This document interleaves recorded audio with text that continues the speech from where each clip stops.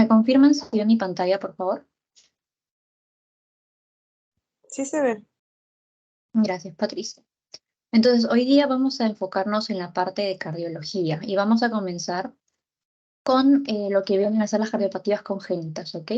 Entonces, las cardiopatías congénitas se dividen en dos, las que generan cianosis y las que no dan cianosis, ¿no?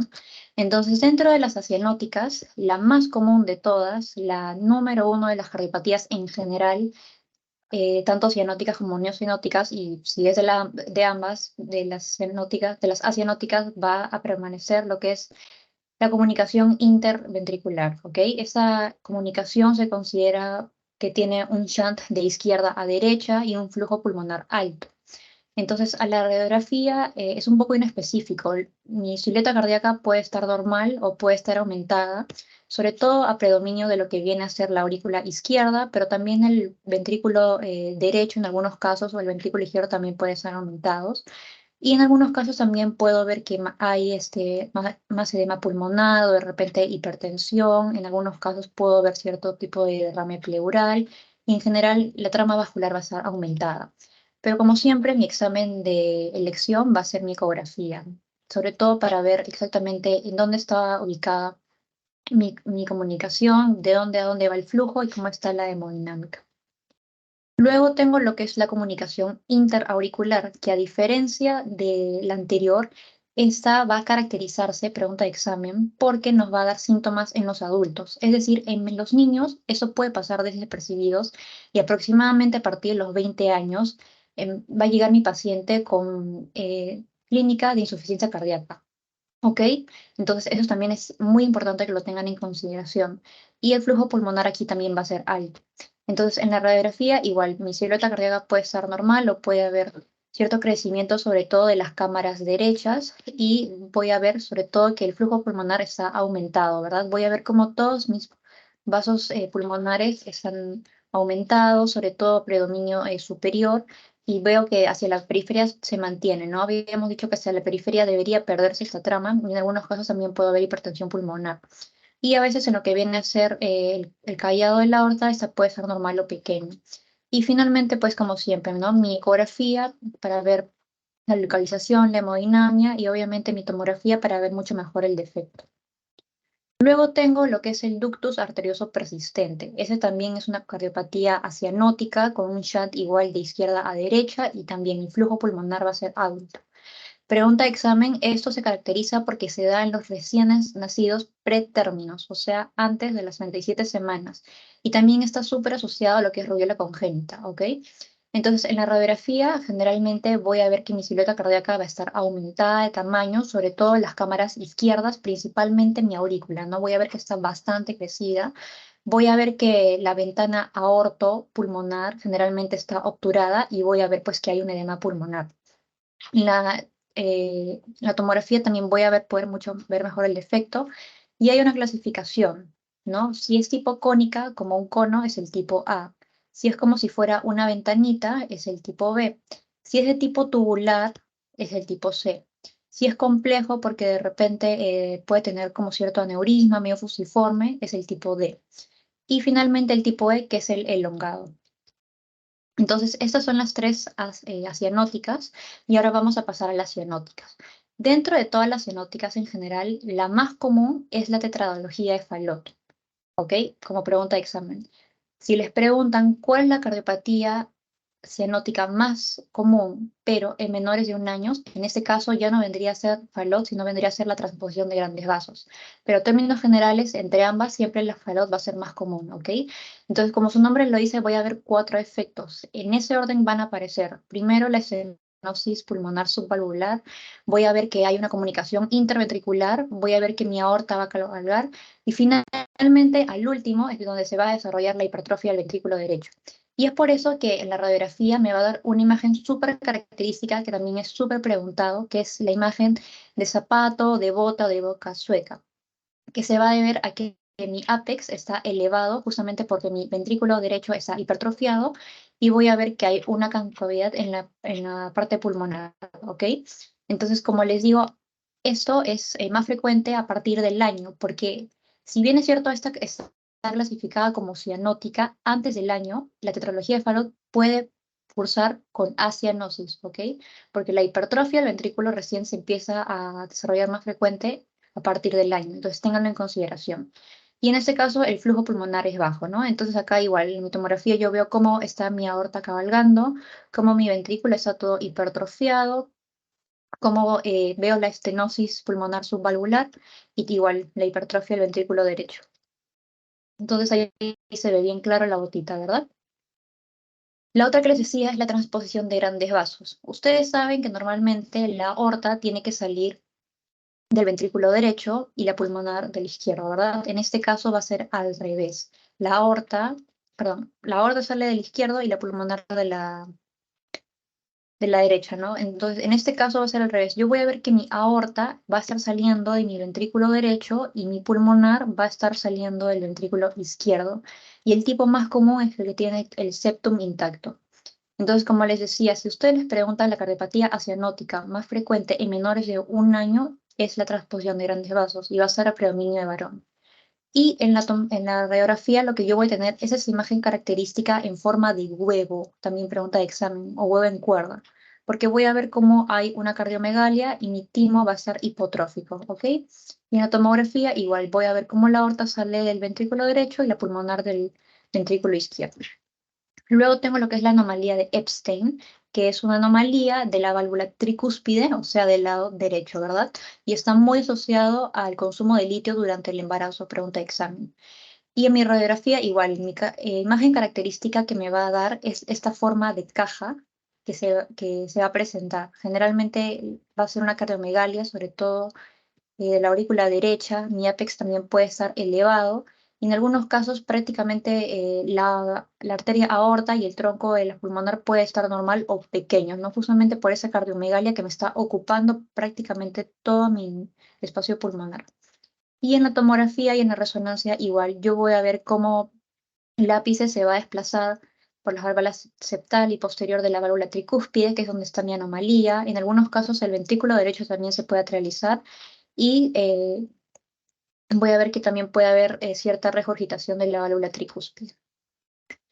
La otra anomalía que tengo es la atresia tricuspidia, ¿no? Que generalmente voy a ver que la válvula tricúspide está agenésica y también parte de la entrada del ventrículo derecho. Entonces, para que esto pueda existir y sea viable, generalmente tiene que coexistir a la vez una comunicación interauricular o un foramen oval permeable, que ustedes por embriología ya saben que eso se tiene que cerrar a cierta edad, ¿no? En este caso esto sigue para que justamente el bebé pueda seguir vivo y completar la circulación.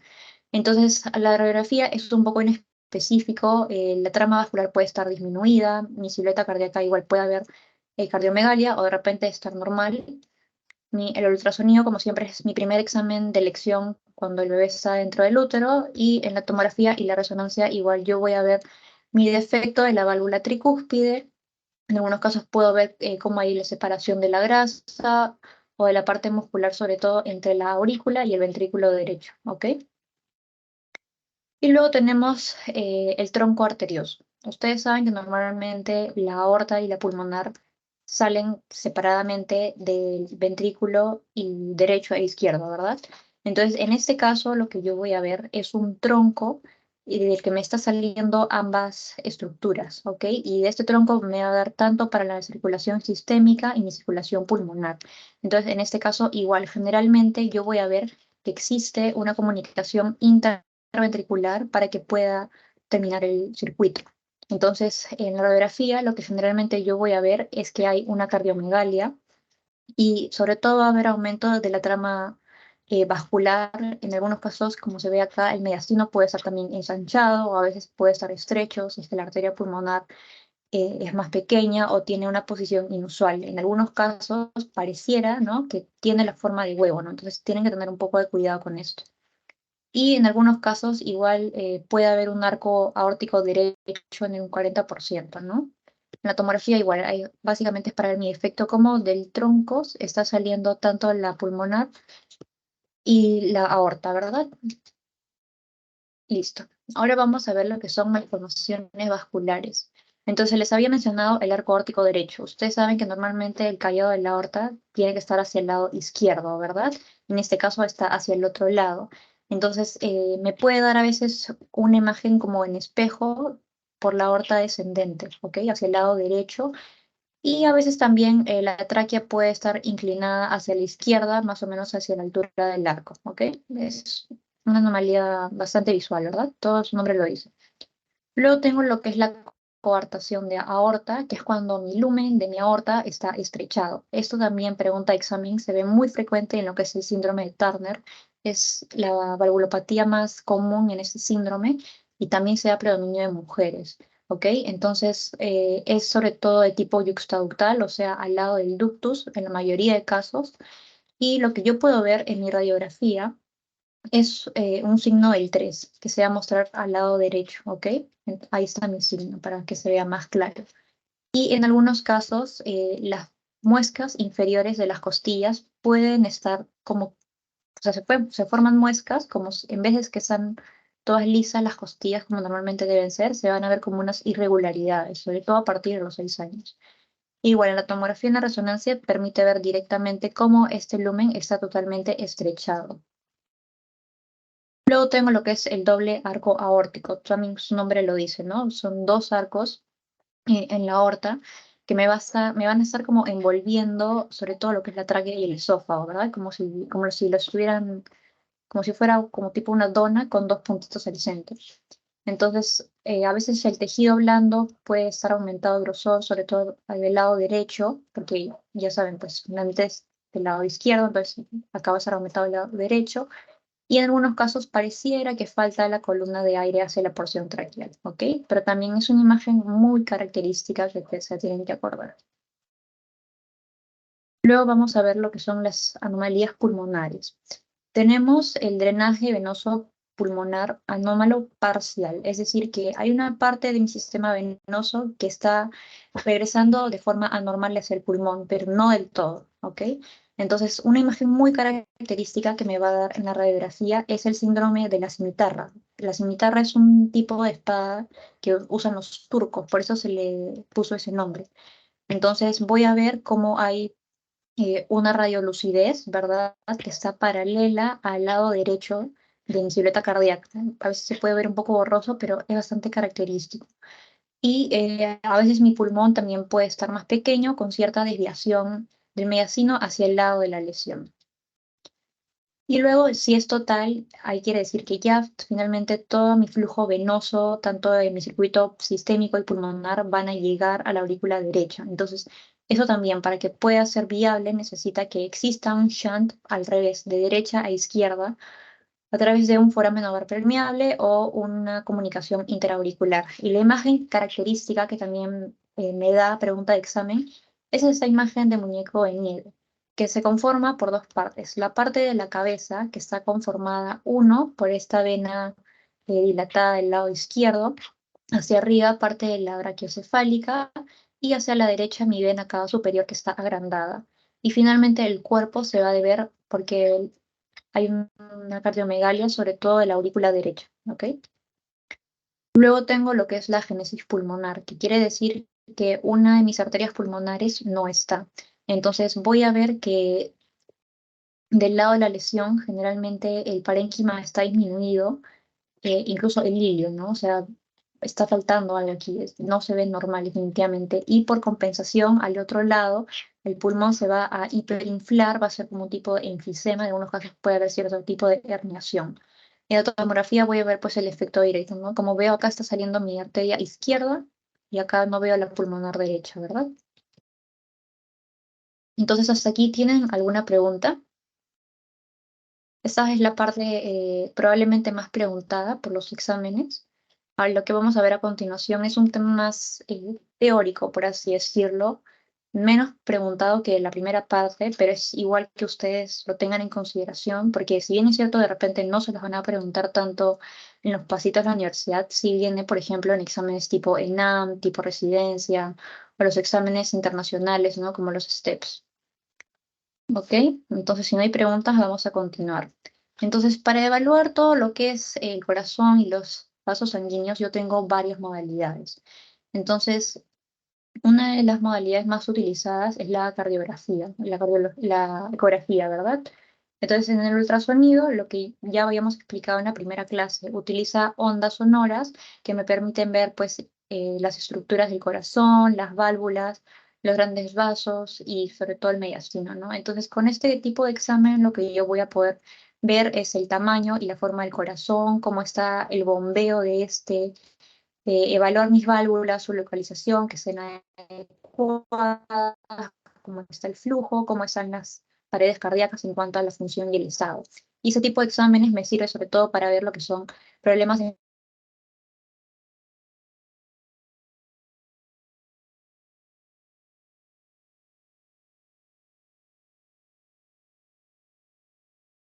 cardíacos, tipos o secuencias,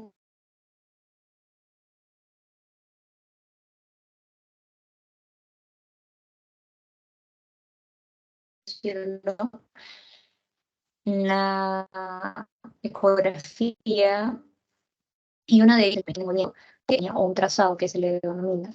Entonces es una imagen lineal, por así decirlo. Entonces aquí me va a servir para estabilidad del corazón, cómo está el espesor del miocardio, de las paredes. A mí me permite medir la frecuencia cardíaca y el ritmo. Y eso me va a ayudar para ver estructuras que se mueven a gran velocidad, cómo está sincronizado con el ciclo cardíaco y ver las estructuras cardíacas delicadas que a veces son un poco complicado de ver por la ecografía transtorácica, que ahorita la vamos a ver. Entonces la transtorácica es probablemente la más utilizada, ¿no? Me pongo el transductor a la altura del corazón y con esto yo puedo también medir las mismas estructuras. Acá hay 5 ejes en los que yo voy a poder evaluar el corazón. El primero es el paraesternal izquierdo, que me va a permitir ver las cavidades izquierdas en el eje largo, la entrada del ventrículo derecho también en el eje largo y la salida de este, y también las válvulas en el eje corto. Luego la otra es el eje apical, que se mide aproximadamente en el quinto espacio intercostal izquierdo, me permite ver el corazón en un corte coronal, el eje subcostal que se mide debajo del borde costal inferior, sobre todo, por ejemplo, muy útil para ver lo que es EPOC, enfermedad pulmonar respiratoria crónica. El eje supraesternal que se mide en el hueco supraesternal, su nombre lo dice, básicamente me permite medir bastante lo que es la aorta, parte de la aorta descendente, parte del callado y un poquito de la descendente. Y finalmente la paraesternal derecha que me permite ver sobre todo la aorta ascendente. Luego tengo la ecocardiografía transesofágica, que su nombre lo dice. El transductor tiene que ir por dentro del esófago. Obviamente mi paciente va a estar sedado para que esta sonda pueda pasar. Y con esto me va a dar unas imágenes con mucha más resolución, ya que se va a disminuir el grosor de la pared por la que van a tener que pasar las ondas de ultrasonido, ¿ok? Entonces, esto lo voy a pedir cuando mi ecografía transtorácica a veces no me da un examen concluso, me puede ayudar bastante para lo que son operaciones cardíacas, tanto pre, durante y post.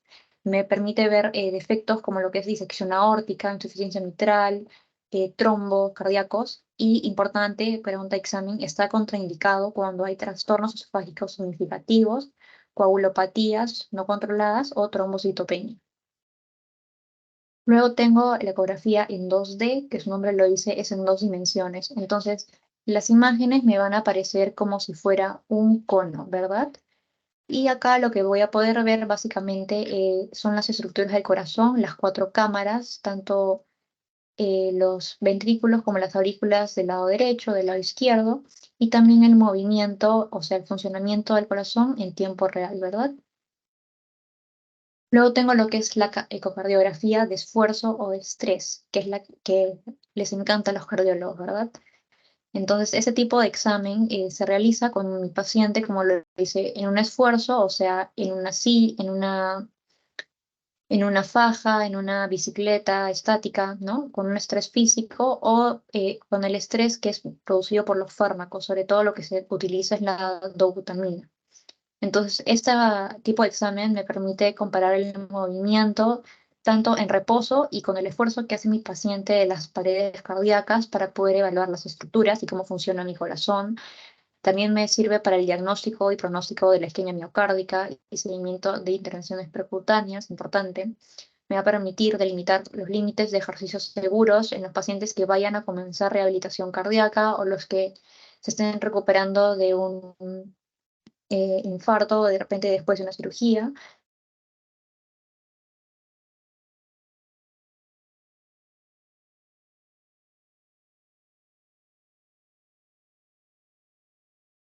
Y también ya entrar a sala de operaciones, ¿verdad?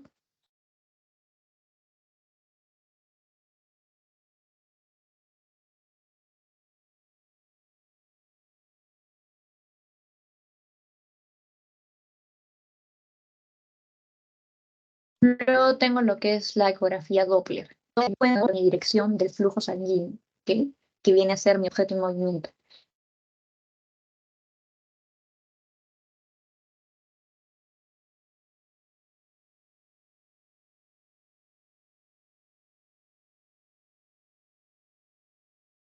En este caso, la permeabilidad del vaso, ver cómo está el sentido del flujo de la sangre, ver si es que una lesión está vascularizada, no solamente en el corazón, sino en general cuando vemos otro tipo de segmentos, yo voy a ver que mi ecografía Doppler y tengo una lesión, yo la puedo utilizar para ver si es que hay vascularización o no, por si acaso.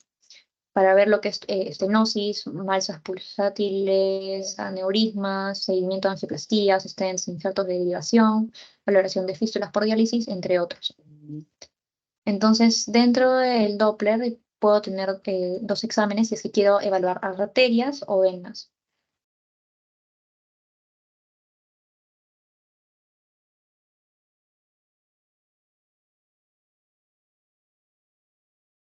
¿Están entrecortando mucho?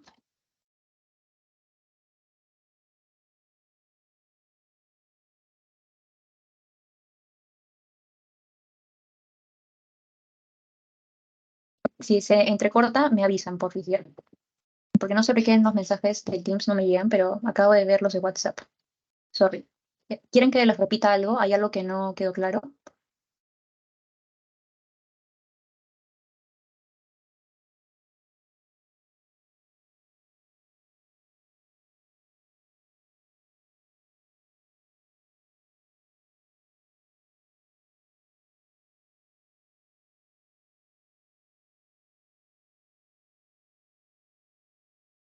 Dos PPTs antes, desde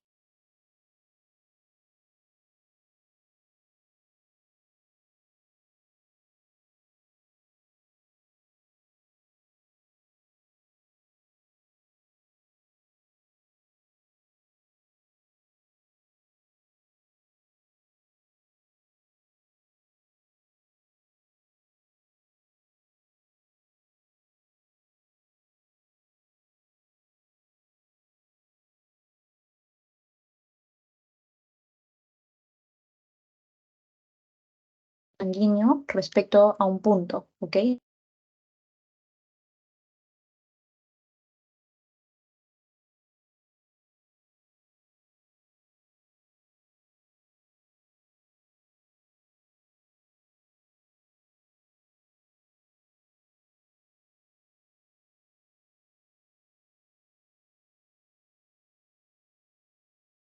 Entonces,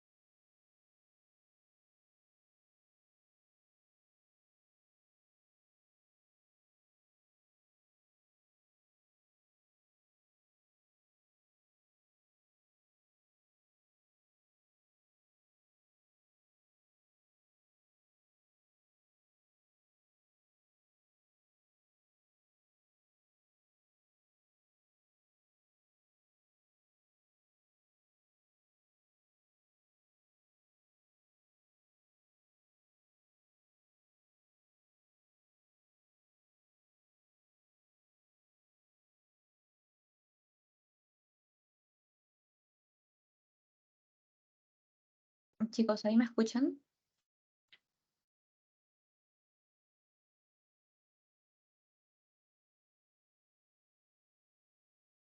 Sí, ahora sí. ¿Desde qué parte no me escucharon bien? Desde esa diapositiva, creo, ¿no? Sí, desde ahí. Ya. Sorry, no sé qué le pasa a mi internet, pero si se vuelve a cortar, que se prendan su micro para que sea más rápido, porque a veces no estoy viendo los mensajes, ¿ok? Entonces, les estaba diciendo que la ecografía Doppler lo que me permite ver es la dirección y velocidad de mi flujo sanguíneo respecto a un punto. Y esto se va a interpretar mediante una escala de colores o de ondas que ahorita lo vamos a ver para poder hacer una interpretación. Entonces, la ecografía Doppler no solamente me sirve para lo que es corazón y grandes vasos, sino me sirve prácticamente para cualquier parte del cuerpo. Eso ténganlo presente porque lo vamos a ver en otras clases. Pero en ese segmento lo que me permite ver en sí es si mi vaso está permeable o no, ver cómo está mi flujo de la sangre, si es que hay reflujo, si es que está pasando de forma correcta, si es que una lesión está vascularizada, si en masas pulsátiles me sirve para ver cómo está el flujo, estenosis, aneurismas, para seguimiento de angioplastías, injertos de derivación, stents, para valorar fístulas por diálisis, entre otros. Entonces, el Doppler me sirve en este caso para ver la parte arterial y la parte venosa. Dentro de las arterias, mi utilidad de este examen es básicamente para detectar todo lo que son estenosis y obstrucciones, para evaluar la circulación periférica y el flujo sanguíneo, sobre todo en lo que es la enfermedad arterial periférica, pregunta de examen. Si ustedes les preguntan cuál es mi examen de elección en ese tipo de enfermedad, de la enfermedad arterial periférica, ustedes tienen que marcar ecografía Doppler arterial. Pero si les preguntan, el gold estándar vendría a ser la angiografía. Y si les ponen angiografía tomográfica, angiografía con resonancia o angiografía por sustracción digital, entre esas tres, la elección siempre va a ser la de sustracción digital. Si es que no hubiera esa opción, ustedes marcan la de tomografía, ¿ok? Pero como son exámenes más invasivos, siempre se dejan pues para el final o ya para el momento de esa sala de operaciones, ¿verdad?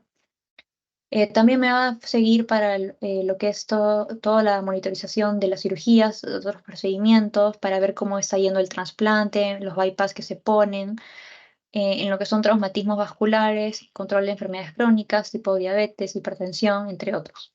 Entonces, en el Doppler hay dos tipos, el continuo y el pulsado. El continuo, como su nombre lo dice, es porque mi haz de ultrasonido, cuando se transmite y se recepta, se hace simultáneamente en el transductor. Entonces, eso me permite ver la dirección de mi flujo, ¿ok? Pero no me puede determinar la profundidad a la que ocurre el movimiento. Y luego tengo el otro tipo, que es el pulsado, que en sí va a tener como tres subtipos, por así decirlo. El Doppler color, que es lo que les estaba mencionando anteriormente, que es que mi flujo sanguíneo se va a medir en una escala de colores, ¿ok? Que se van a superponer en modo bidimensional en una escala de grises. Entonces, el Doppler color se mide así, que se va a ver siempre a los costados de la máquina, como en este caso. Siempre la parte que está hacia la parte de arriba me quiere decir que es el flujo que se está acercando hacia el transductor, o sea, el flujo que tiene más velocidad. Y al revés, el que está hacia la parte inferior va a decirme que el flujo se está alejando. No, rojo no quiere decir que es sangre arterial y azul no me quiere decir que es sangre venosa, por si acaso. Ya les estoy diciendo la diferencia y no quiero que me cometan ese tipo de errores porque van a quedar muy mal, ¿ok? Luego tengo lo que es el Doppler espectral, que me va a medir lo que es una curva de velocidad y tiempo. En este caso, la velocidad se va a medir en el eje vertical y el tiempo en el eje horizontal, ¿verdad? Y lo que me va a permitir medir es cómo la velocidad del flujo de los glóbulos rojos está variando durante un impulso cardíaco.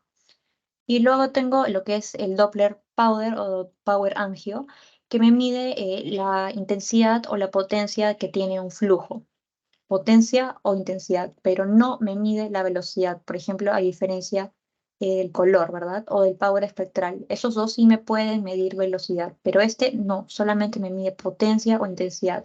Y sobre todo me va a ser de utilidad para lo que son flujos muy lentos. Y luego si quiero ver la parte venosa, igual también puedo utilizar el Doppler para ver todas las que son las venas superficiales y profundas mediante estas ondas de ultrasonido. Entonces, normalmente ustedes saben que las venas colapsan, se comprimen. Eso me indica que es una vena sana, ¿ok? En algunos casos, ciertos movimientos cardíacos o cambios de presión intratorácica, como las maniobras de Valsalva, pueden afectar esto, pero normalmente ya saben que las venas colapsan. Si estas venas no colapsan o se hacen planas, eso ya es anormal. En este caso tenemos que sospechar de que hay algún tipo de obstrucción, estenosis en esas vasos, ¿ok? Entonces eso se utiliza en lo que es la trombosis venosa profunda. Es mi examen de elección igual. Ya saben, si ustedes les preguntan cuál es el examen ideal, el examen de elección para la trombosis venosa profunda, ustedes tienen que marcar el Doppler venoso. Pero si les preguntan cuál es el examen, el gold estándar para la trombosis venosa profunda, en ese caso tendrían que marcar flebografía. Aunque es un examen que ya no se usa actualmente, por cuestiones de académicas, por así decirlas, se marca en esos casos flebografía, pero actualmente ya no se está usando. El Doppler está reemplazando prácticamente eso. ¿Ok? Entonces, para este caso, mi paciente tiene que estar echado, sentado, y lo que yo voy a hacer, como les digo, para ver que mis venas sean compresibles, tengo que ir con el transductor comprimiendo, ¿no? Levemente, para ver que estas colapsen adecuadamente. Entonces, si no colapsan, me está indicando que probablemente sea por un trombo, ¿no? Y hay ciertas limitaciones, por ejemplo, lo que son trombosis crónicas o en edemas de gran magnitud. También me sirve para ver lo que es la insuficiencia venosa, para ver el reflujo, los circuitos, mis sistemas de escape que se dan básicamente a través de los callados o de las comunicaciones insuficientes que me van a terminar las varices, ¿no? Entonces, en este caso, mi paciente puede estar echado, puede estar sentado, parado, etcétera, y en este caso sí tengo que utilizar las maniobras de Valsalva, ¿no? Que sí saben cuáles son, ¿no? Las maniobras de Valsalva, decir que puje, decir que tosa, etcétera, ¿no? Todo lo que me aumente la presión. Luego también, como ya hemos estado viendo, la tomografía también se utiliza para diferentes patologías, sobre todo de las coronarias, de los grandes vasos, en pacientes que tengan síntomas con cierta probabilidad de enfermedad coronaria. Por ejemplo, cuando mi electrocardiograma salió normal o no interpretable, cuando mis biomarcadores cardíacos han salido normales o equívocos, que ya saben que son prácticamente mis troponinas, ¿verdad?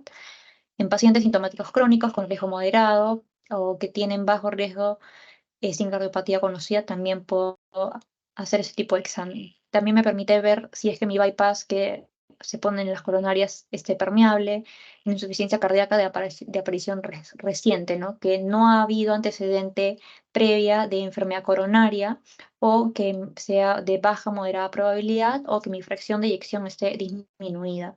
También para evaluar las arterias coronarias antes de entrar a la sala de operaciones. Igual, si es que hay unos resultados que no concuerdan entre mi electrocardiograma y mi ecocardiografía de estrés, si es que aparecen síntomas nuevos o que empeoran con un estudio de imágenes de estrés normal previo. Y también para evaluar prequirúrgicamente la implantación transcatéter valvular aórtico.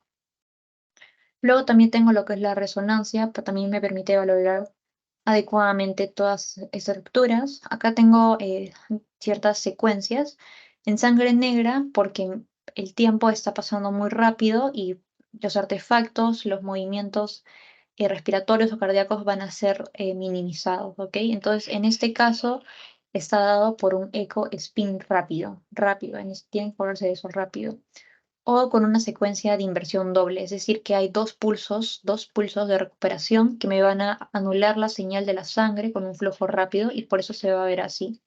Y lo otro es al revés, la secuencia en sangre blanca, que en este caso son secuencias de cogradientes con precesión libre en estado estacionario y que se van a obtener igual en modo cine mediante un buen contraste entre el flujo de sanguíneo, que ustedes ya saben que en T2 siempre se ve hiper intenso todo lo que es líquido, y el miocardio durante el ciclo cardíaco. Esto también me da una adquisición rápida y me da secuencias en movimiento, permitiéndome ver la función, morfología y movimiento de mis estructuras cardíacas.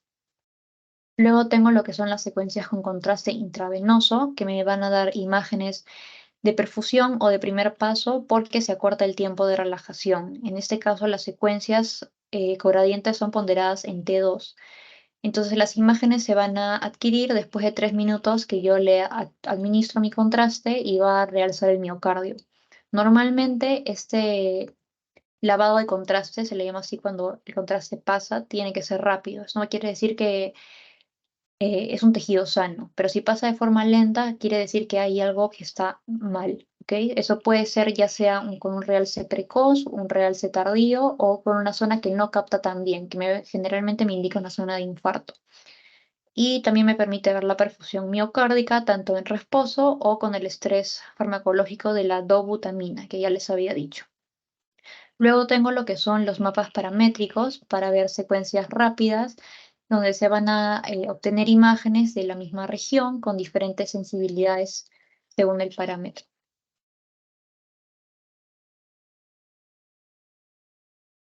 Después puedo ver también lo que son las intensidades de señal, que me van a dar valores y que me va finalmente a construir un mapa, ¿ok? Y esto va a corresponderse con las medidas de perfusión o el tiempo de relajación. Y eso pues me permite analizar mediante los colores, ¿verdad?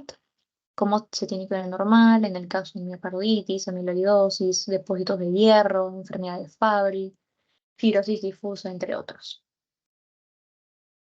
Esto es lo que les estaba mencionando, la arteriografía o la angiografía. Este es un tipo de examen que es invasivo, ¿ok? Eso tiene que tenerlo en consideración, en el que me va a permitir ver los vasos sanguíneos mediante la aplicación de un contraste que normalmente a veces no se pueden ver la radiografía convencional. Entonces, cuando yo le aplico el contraste, va a parecer como si se estuviera pintando, como si fuera tipo un cine, ¿ok? Entonces, yo le administro mi contraste, en algunos casos puedo utilizar anestésicos y si quiero ver lo que son arterias, tengo que comprimir un rato, ¿no? Para evitar que luego sangre. Y después esto mi paciente tiene que acostarse un rato o si es que de repente se descompensa, de hecho tiene que hospitalizarse. Entonces, les digo eso porque este es un examen pues invasivo, ¿no? Entonces, generalmente estos exámenes no se realizan así nomás, es cuando generalmente son pues, pacientes más complicados, como ya les había comentado. Con ese tipo de examen puedo ver todo lo que son mis arterias coronarias, mis arterias cerebrales, parte de las arterias ilíacas, femorales, aortografías, parte de las arterias oculares y de las arterias del pulmón. Importante también, pregunta de examen, si yo le estoy administrando mi contraste, obviamente si mi paciente tiene alergia, no le voy a hacer ese tipo de examen, ¿verdad? Si tiene insuficiencia renal, tampoco, ¿verdad? ¿Cuál era el examen que yo tenía que pedir mínimo cuando yo voy a aplicar un tipo de contraste endovenoso? ¿Cuál era, chicos? Que ya les expliqué en la primera clase y que también es preguntísima de examen.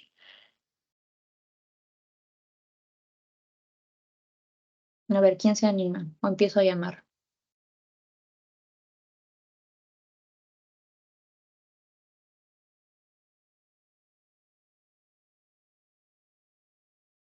A ver, ¿qué me dice Nayeli?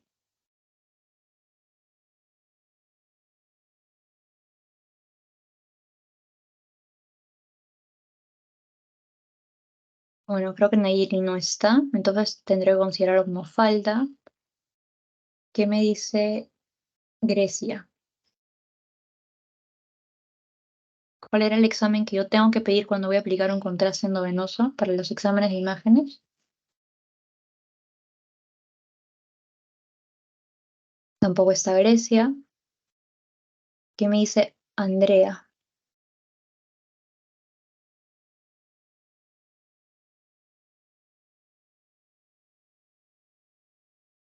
Nayeli, Grecia, Andrea no están. Son considerados como faltas, ya les he dicho. ¿Qué me dice Walter? No recuerdo. La creatinina, chicos. Tienen que pedir creatinina, siempre. mínimo. Ya saben, les van a preguntar eso. Y después no quiero que estén llorando diciéndome, no me enseñaron eso, no me lo dijeron, porque yo siempre les digo que les van a preguntar. Entonces ya depende de ustedes mucho si prestan atención o no, porque yo les digo todo, pero más por ustedes tampoco puedo hacer. No puedo dar el examen por ustedes, lamentablemente. Entonces, otra contraindicación es el embarazo, porque obviamente es un estudio radiológico, ¿verdad? Ya sabemos que ese tipo de radiación electromagnética me puede causar efectos en el feto. Coagulopatías por el riesgo de sangrado, si hay infección activa en el sitio en el que yo voy a aplicar eh, el contraste, enfermedad cardíaca o pulmonar grave o inestable. Este es el examen que les estaba diciendo, que ya no se usa tanto, pero que si les ponen examen gold estándar en trombosis venosa profunda, tienen que marcar fluorografía, ¿ok? Pero que sepan que prácticamente casi nadie ya lo hace. Entonces, ese también es un estudio invasivo que me permite ver todas mis venas superficiales y profundas, e igual tengo que aplicar mi contraste. Entonces hay dos tipos, la flebocabografía, en el que se va a opacificar mediante un contraste iodado las venas de los miembros inferiores, básicamente, o de las venas cavas, para ver cómo está su anatomía y su integridad funcional. Si es que mis pacientes fueran alérgicos o tienen enfermedades renales, puedo utilizar dióxido de carbono. Y de ahí se van a registrar las imágenes mediante una pantalla digital para poder ver estas mediante la sustracción, ¿ok? Como les decía, ese examen prácticamente ya no se está utilizando, sino lo que se utiliza ahora es el Doppler venoso. Y el segundo tipo es la punción directa, que también me va a servir para ver lo que son malformaciones vasculares venosas o venolinfáticas de bajo flujo. Me permite evaluar el tamaño de los compartimientos anómalos y confirmar su presencia, si es que están relacionados o comunicados con el sistema venoso normal. Y por último tengo lo que es la radiología intervencionista, que se le conoce como cirugía con imagen o cirugía radiológica. Entonces su nombre ya lo dice todo, ¿no? Mi paciente tiene que entrar a sala de operaciones para esto. Generalmente es para poder hacer un diagnóstico o para también tratar algún tipo de enfermedad. Entonces, este tipo de procedimientos son mínimamente invasivos, que van a ser guiados ya sea por fluoroscopía, por tomografía, por resonancia, etcétera, por varios estudios de imágenes. Entonces, ese tipo de estudio es muy bueno porque no es tan traumático físicamente como una cirugía abierta, ¿verdad? También, como es mínimamente invasivo, eh, me da menos chance de que ocurra infección, mi paciente puede recuperarse mucho más rápido y me va a cortar la hospitalización. Entonces, cuando se aplica generalmente el contraste o las guías, lo que se utiliza es este método de Selinger, ¿no? En el que primero se va a insertar mi aguja con la cánula por dentro, después voy a asegurarme que he entrado al vaso correctamente, voy a poner una guía, que es un alambre, y luego voy a quitar mi aguja, pero la guía o el alambre se va a quedar, para que después pueda entrar mi catéter y de ahí ya se haga el procedimiento que se requiere hacer y finalmente se va a retirar la guía, ¿ok? Entonces, este tipo de exámenes me permite hacer recanalizaciones, angioplastia transluminal percutánea, para poner prótesis como stents, para hacer embolizaciones venosas, filtro de vena cavas, catéter venosos centrales, los TIPS, entre otros. Entonces, no sé si tienen alguna pregunta. Disculpen, en verdad no sé qué pasó con mi micrófono, con mi señal. Si quieren que